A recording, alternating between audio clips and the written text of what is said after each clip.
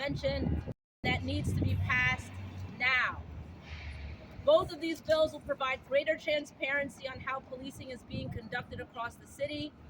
Introduction 538 builds on the groundbreaking Right to Know Act by requiring the NYPD to report on the number of requests for consent to search. So not just actual searches, but the requests for consent to search. The Right to Know Act required the NYPD to report on the number of consented searches, but not on the number of requests, which would include searches that are denied. We need this data in order to fully understand the comprehensive scope of search requests by the NYPD. And without a law requiring that the NYPD provide this information, we already know we're not going to get it.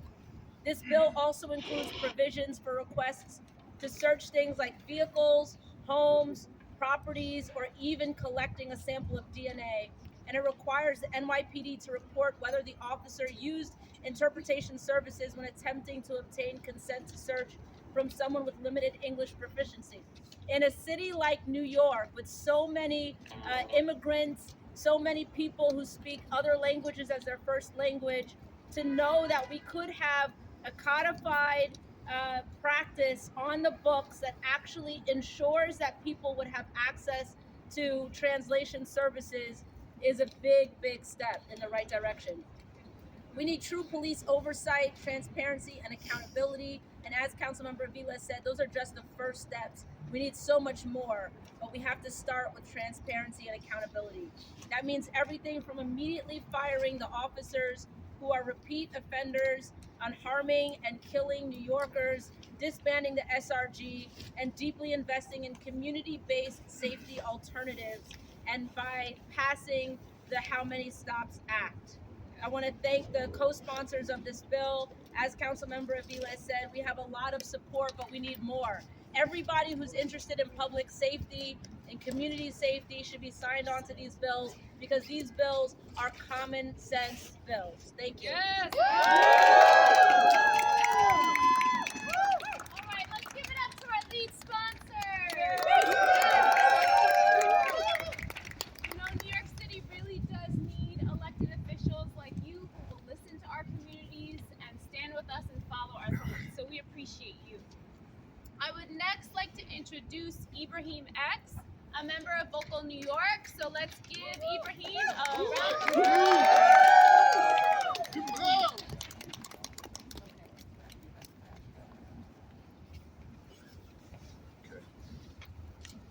Good afternoon. Good afternoon. My name is Ibrahim X, and I am a vocal NY leader with the Civil Rights Union and Homelessness Union. I'm not a politician, but I represent Crown Heights. I am a black man. I am homeless. I have a criminal record. I live with mental illness. I have been policed and criminalized for each of those identities. I have been stopped by police in this city more times than I can count, just for existing as a black man in this world. Tyree Nichols was stopped and killed by police for existing as a black man in this world. I have been stopped by the police for locking up my bike. I have been stopped by the police for being in a smoke shop. I have been stopped by the police for being in a train station and wrongfully accused of not paying my fare. Mayor Adams talks about increasing police presence into our neighborhoods because it's important that people feel safe. But who is he talking about? Because I don't feel safe by the over-policing of my community. That's right. They are not connecting us to services. They are not protecting or serving us or treating us with care or courtesy. Instead, they're surveilling us, harassing us, brutalizing us, and occupying our neighborhoods. That is not safety. We need transparency and oversight. That's why I am fighting. That's why we are fighting for the How Many Stops Act. My experiences are not unique. For every time they stop me, they're stopping hundreds more people who look like me, who look like you. Yes. We need to know exactly how they are moving in our communities so that we're equipped in our fight to reduce their size, scope, and power. Call your city council member and tell them to sign on to Intros 538 and 586. Let them know that we cannot be safe without transparency and accountability. Let them know that you will not stop fighting until we can honestly say that this city is safe for us all. Thank you. All right. Give it up for Ibrahim. Thank you, Ibrahim. Thank you for your passion. Thank you for your stories, because we need them in order for folks to understand what is really happening. All right. Next, our next speaker is Public Advocate Jumani Williams. Now, he has dealt with communities demanding police transparency and accountability for years, and is also a lead sponsor on Intro 586. Al, bring it. Thank you, ma'am. Love you, everybody. How y'all doing? I'm honored to be here. Family, thank you for sharing your stories, and I'm so sorry you had to go through that. I'm so sorry you have to be here. I want to say something about. I want to make sure that it doesn't get conflated with their stories. Their stories are standalone. Their stories should be described as police violence and dealt with that. But in a separate space, I've done a lot of calls, particularly from the Pakistani community. So I do want to lift up Adil Perez, who lost his life, gun violence, shot in the head. He happened to work from the department. He's a father. His wife is no longer without her husband. They're without their children. And that is gun violence, which leads me to where we are, because a lot of what happens, they're saying they're trying to deal with the violence that is going on. But as we have seen for decades, simply adding more police and more aggressive police does not address the gun violence that is affecting so many of us in all parts of this city, state, and country. So that's important to mention. About a decade ago, I was proud to co-sponsor with Comptroller Brad Lana the Community Safety Act, where we tried to deal with the abuses of stop, question, and frisk. Almost a decade later, we saw two council members again do the second part of that, the Right to Know Act. And I'm especially proud to be here with council members Avilies and Hudson to carry on the work to get the How Many Stops Act. I gotta say, anytime we have movement on these issues, fault lines get created. They get created for the most basic questions that we ask, the most basic things. There's a fault line that creates tension and fight. So we can never ever get to the meat and potatoes of the thing, because we get stopped on the most basic thing, like simply how many stops are happening. We shouldn't have to do that. And I say that because now we look back at the fights we have with the abuse of stop, question, and frisk, and a lot of people are seeming as though if that fight was easy. And of course that fight was correct and right. But there were a lot of people fighting back against us then. It was not easy. Everybody was not on our side. And we were simply saying that you can't stop more young black men than live in the city of New York. That's not going to work. And we were correct. But I want to make clear, we would not have been able to win that battle without data, without information. I say that because the two people who started that, getting that information in the state actually, then Assemblymember Hakeem Jeffries, and then State Senator Eric Adams. And so my hope is, since he began trying to get this data to help us get where we are, that he would join us in making sure we continue to get the data that we need to hold the department accountable in what it's doing and to have transparency in policing. Because those two buckets, as much as we've moved, are the two buckets that were stubbornly not getting movement: transparency and accountability. We cannot hold folks accountable. We cannot help our city with better policing and public safety if we don't know things like how many stops are actually happening. And as we learned, those stops have impact on people. Those stops have impact on young people who then view law enforcement a certain way, which then becomes a vicious cycle. So all the folks who care about better policing, all those folks who care about safer streets, who care about public safety, join us in either supporting, and if you're a council member, getting on to the How Many Stops Act. Because we just don't know. As mentioned, we simply know the amount of the level 3 stop that had to do with the abuse of stop, question, and frisk. But we know there's a lot more happening. And please, don't make this a fault line, because it's not a real one. There's a lot more that we have to dig into to figure out how we move forward. This should not be the fault line that we have to fight once again. Thank you so much. Peace and blessings. All right, let's give it up for Public Advocate Jumani Williams.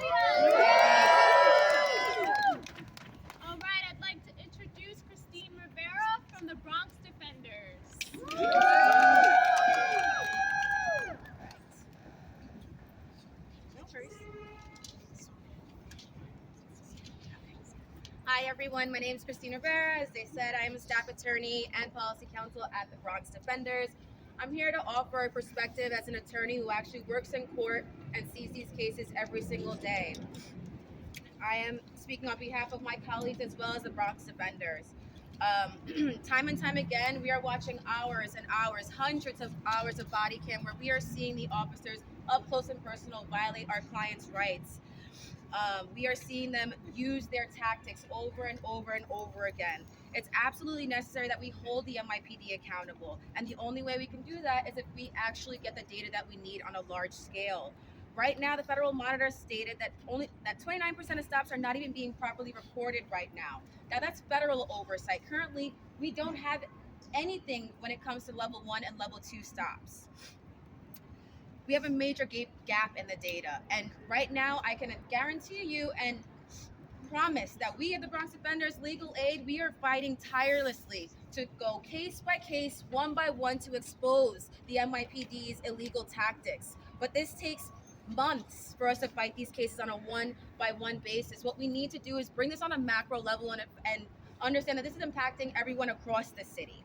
I had a client serve 9 months on Rikers Island for a judge to ultimately find that the NYPD did not even have justification to legally stop him in the first place. My client lost his partner. He lost his relationship with his mother, who he was the home care aide, and he lost his job. And he's still trying to repair the impact that this had on his 9-year-old son.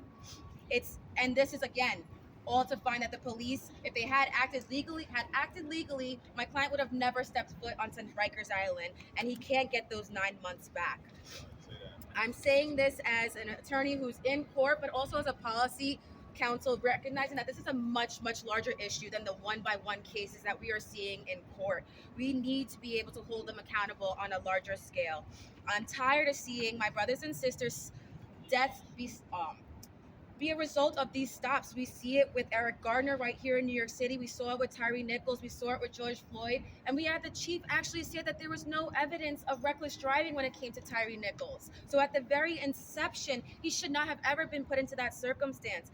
And at the Bronx Defenders, we are only seeing the cases that actually result in an arrest and go to court. We know this is happening across the board. That harassment is happening across the board, and we see it in the body-worn camera. And I can say again, as an attorney, one thing that is really sticking out to me is the fact that they're doing this blatantly on body-worn camera. They're not even hiding it anymore at this point. Since Mayor Adams took office, they are doing it blatantly because they have pride in what they're doing. They have no issues with disregarding our clients' right on a daily basis, and not everyone has 9 months to fight a case. So they end up taking these coerced pleas for things that were a result of illegal police conduct. And so we need change on a grander scale. We're going to continue on the ground one by one, but we need to be able to address this on a larger scale. And so we need to pass these bills. We need to pass them now. Thank you so much. Yes.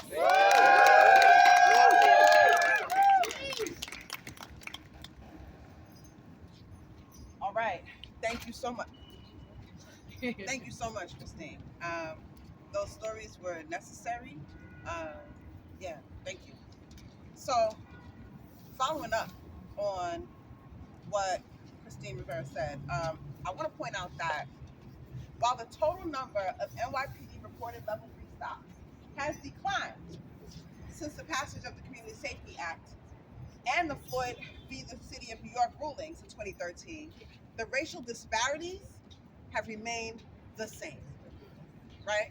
You're hearing that across the board. Everybody is telling you the same story, right? And almost 90% of the people the NYPD stops are Black and Latinx. What are we doing here? All right? I want to show you what this looks like by asking folks to hold up your signs. Hold up your signs high. Now let me explain. The ones that have the Black background, that's how many Black and Latinx folks are there. The ones with the white background, that's how many white folks there are. Look at the disparity. Take a second. Look at that. That's what 90% looks like. What's extra problematic? Keep on. I'm strong arms. What's extra problematic is all level 1 and 2 stops are going unreported. Right? In other words, the data we have is just the tip of the iceberg. This is what we sure that every stop is counted and reported. Counted and reported. That matters in this fight. That matters. Y'all can put your signs down a little bit. That's your arm. Thank you. Thank you. Thank you. Now, I want to bring up our next speaker to talk about this more.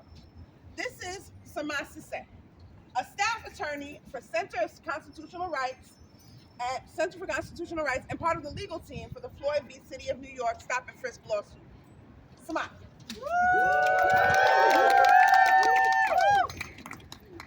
As we heard from all of our amazing speakers today, every encounter, right? Every encounter with the NYPD, regardless of whether it meets any legal standard, whether it's level 3, is violent, is scary, can possibly lead to death, right? And that's why we're here. We're here because we want to end that. We want to end the violence.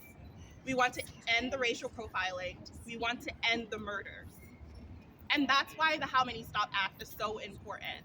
As Salah said, I'm part of the Center for Constitutional Rights. We are proud steering committee members of CPR, and also we're involved with the Floyd versus City of New York litigation, which found over 10 years ago that the NYPD practice of stop, question, and frisk was being implemented in an unconstitutional, in an illegal manner, because they were racially profiling Black and Latinx New Yorkers, and they also had no cause for the reason why they were stopping people.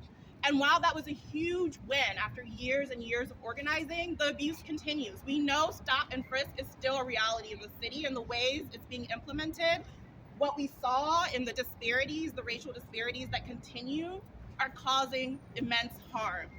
And also, like we heard from Salah, underreporting is a huge issue. So even within the federal monitorship, the monitor has said they can't even determine whether or not the NYPD is in compliance with the court order because their reporting is wrong. They're not reporting all their stops. And that's why this bill is so important.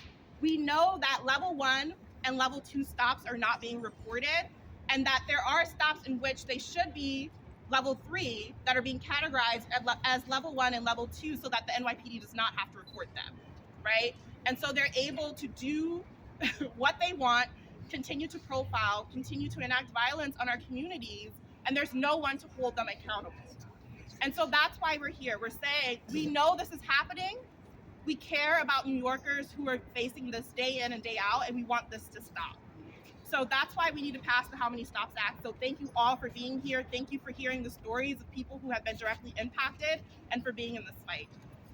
Thank you so much, Sama. Let's give Sama another round of applause. I'm going to introduce our final speaker for today, who is Carmen Perez, who is the CEO of the Gathering for Justice. So let's welcome Carmen. Hello, everybody. It's been a long time. It's so good to see all of you. Thank you to Justice Committee and CPR, and my condolences to the families. My name is Carmen Perez Jordan. I'm the CEO and president of the Gathering for Justice and co-founder of Justice League NYC. I want to start by saying that public safety is not having more police on the street. Public safety is when people in the community have enough resources to thrive. We can all agree that police transparency is a racial justice issue. We need a clear picture of how NYPD is operating. Clearly, reform isn't enough. Incremental reforms have not worked. Reducing violence and racism within policing requires taking bold steps that lead to transformative change. We need to look at the training of police officers and the academy and actually see if it works. Because clearly, the academy needs to stop using and adopting military tactics. The official model for the police academy is to protect and serve. We've all seen that on the side of the cars. But if you look up the model of the Army, it is, this will defend. And police are using military tactics that are operating as though they need to defend themselves from our communities. People are supposed to feel safe in the presence of police. But for many years, we know that isn't the case. I live in the Heights too. There are police everywhere. It's a scare tactic to have them there. Full transparency about NY police officers are operating in our communities is one of the first steps towards true community safety, and the How Many Stops Act will be the first time the community will receive the information that they need. Data collection is critical, and having data collected via these two bills is key for completing the picture of what police are doing. It is an essential step towards real police accountability and community safety. The How Many Stops Act will ensure every stop is counted and reported, and we need the City Council to act now. Our safety is in your hands, so let's see what you do with it. Thank you so much, Carmen. And before we take Q&A, I want to thank all the groups who've turned out today. There's a lot of them, but we need to acknowledge them. 1199 SEIU, Arab American Association of New York, Bronx Defenders, Center for Constitutional Rights, Jews for Racial and Economic Justice, the Justice Committee, Latino Justice, Legal Aid Society, Malcolm X Grassroots Movement, NAACP Legal Defense Fund, New York Anti-Violence Project, New York Civil Liberties Union, Gather for Justice, Local New York, council members who are here today, Charles Barron and Rita Joseph. I also want to thank all of the organizations that have endorsed the How Many Stops Act, our lead sponsors, Alexa Avilies, Crystal Hudson, and Jumani Williams, the 23 other council members who have co-sponsored Intro 586, the 24 other co-sponsors on Intro 538, and the Progressive Caucus as a whole for endorsing the How Many Stops Act, as well as the Black, Latino, and Asian Caucus. So let's give a round of applause for everyone who has played a role in supporting. We're calling on New Yorkers now to call your council member and ask them to co-sponsor the How Many Stops Act. And we're calling on the City Council to pass this How Many Stops Act immediately. This is needed. This is bare minimum. This needs to happen. So let's give it up for the How Many Stops Act, and that is passed.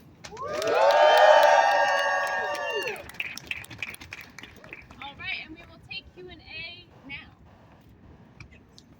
Are you calling for, at any time, or do you feel it might happen, that there should be some sort of federal oversight of the NYPD? I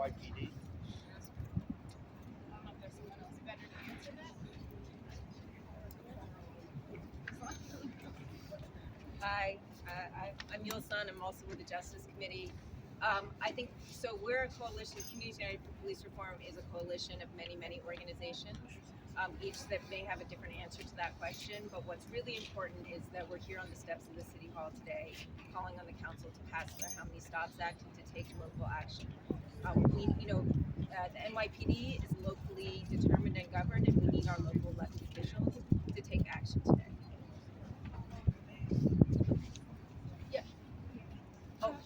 Yes, thank you. I mean, and just to add to that, there is already technically federal oversight of the NYPD. That's what the monitorship that exists is. That is encompassing Floyd versus City of New York, but also Davis, which is a case the Bronx Defenders, Legal Aid, and other folks are involved in around NYCHA, the NYPD's activities in NYCHA buildings and stopping people there.